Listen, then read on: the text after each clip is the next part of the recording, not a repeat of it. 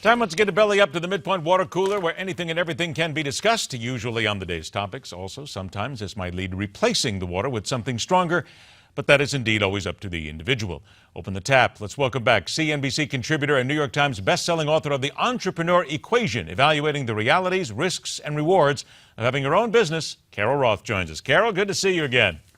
You too, Ed. Love hanging around the virtual water cooler with you. Come on, it's not even a virtual water cooler here. We'll have adult beverages here any day now. Trust me, it's just a matter of time. Everything works that way. Let me just start out with this because this was totally off the cuff, but everybody's talking about it here today right now. The Brian Williams issue, I did want to ask you about this. What's your take on this? Because quite frankly, I think it's just a piling on at this point.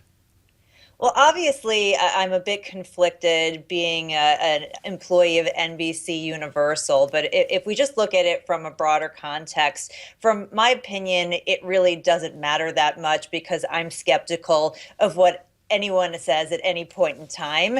And I think that we're all prone to embellishing for shtick purposes, so to speak.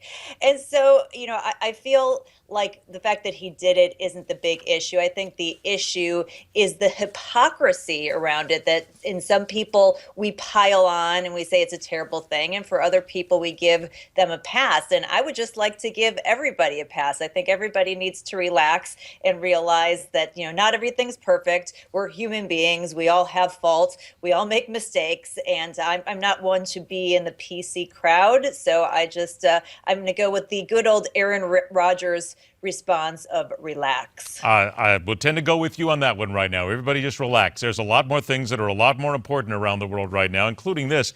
I thought this was interesting. The president coming out with a constitutional amendment to reverse Citizens United. This is all about campaign finance, amend the Constitution. My goodness, Carol, you're on the side of the president on this one.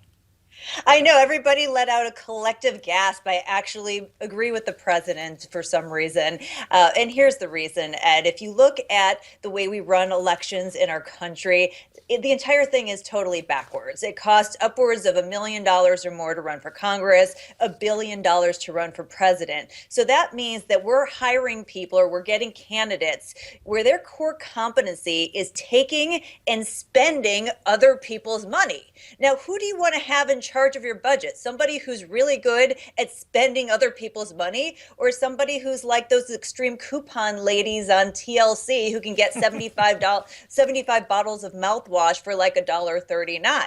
I would much rather have the extreme couponer than the good spender. And if you look at Bush and you look at Obama and you look at the Congresses that each of them have had underneath them, they've racked up $11 trillion in debt. So from my perspective, not only do you bring back an overturning of Citizens United and you put that into the Constitution, but what you should put in there is that there should be like a basket, a campaign basket. You get a kit where it's like $2,500, some American flag stickers, a ball of yarn. And, if you can't get yourself elected with that, then you probably shouldn't be president or running for Congress in the first place. Carol, the only problem with putting a ball of yarn in there is I could just imagine there are some people, quite frankly, who run for elected office who would not be smart enough to know what to do with the ball of yarn.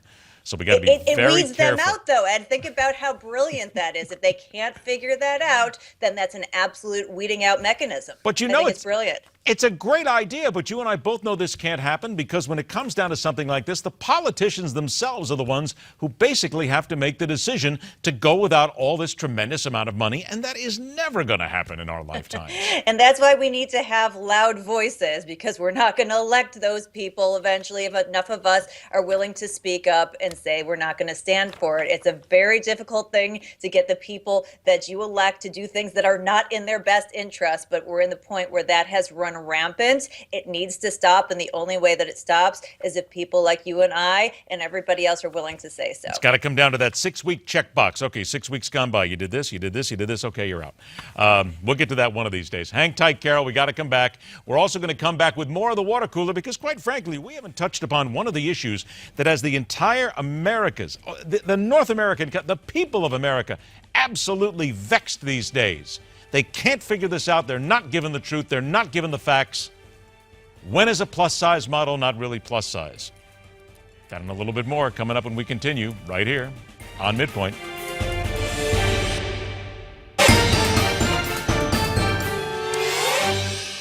All right, let's welcome back to the water cooler now CNBC contributor and New York Times best-selling author Carol Roth. Carol, I want to point to an article that you wrote here because this talks about the Shark Tank.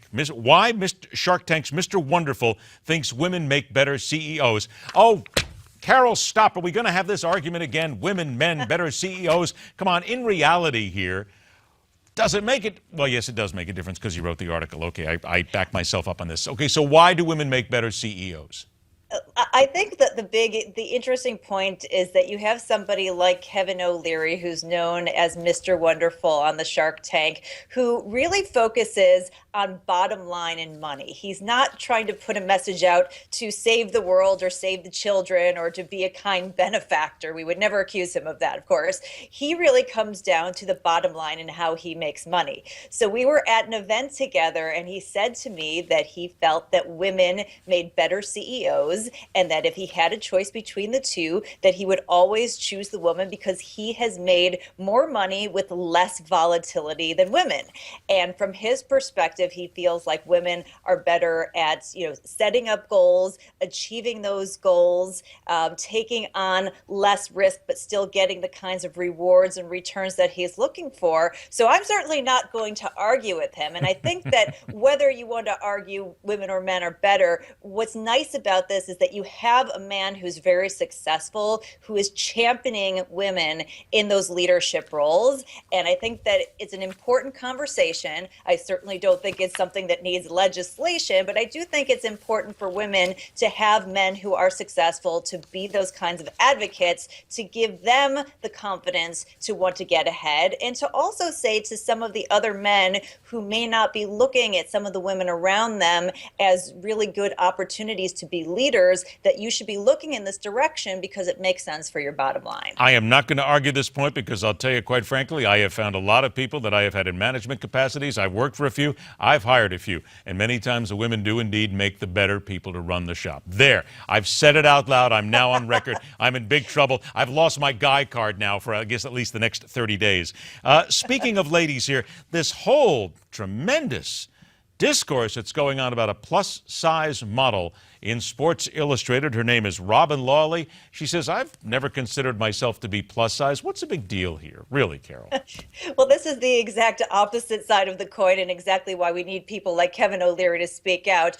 First of all, this woman is not anywhere near plus size. She's 6'2". She doesn't have an ounce of fat anywhere on her body. So I don't feel like it's empowering to call her a plus size model. And this is a big leap forward for women. But what's even worse about it is that this is not empowering for women in any way, shape, or form, no pun intended. Wait a minute. Hang on now. Hang on, Carol. There's a lot of women, and I've spoken to a lot of them. They say this is empowering for women, though, to be in this magazine. Ed, it's not empowering because it just says that we can now objectify a wider range of women. What would be empowering is for Sports Illustrated to stop doing a swimsuit issue. That would be empowering for women. When they put Monet Davis on the cover of Sports Illustrated, the little girl who was the Little League pitcher, that's empowering for women.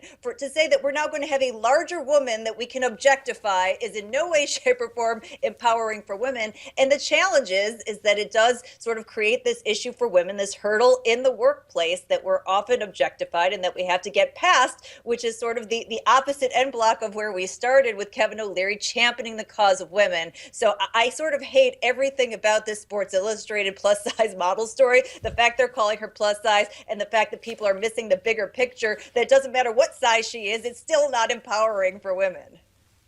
You okay? Better now?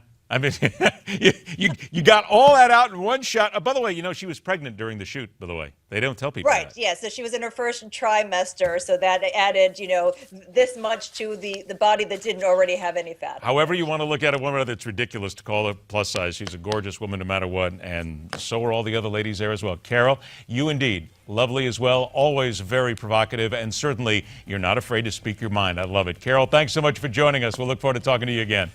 Thanks, Ed. All right, water cooler's always open for Carol Roth, always open for you as well. Come on, it's just one of those things. They're plus size, really? Get the magazine, you'll make your own choice, right? Rock on, true believers. Thanks so much for joining us. Tuesday's all done. Wednesday comes around, middle of the week. We'll go ahead and question everything once again right here tomorrow on MidPoint.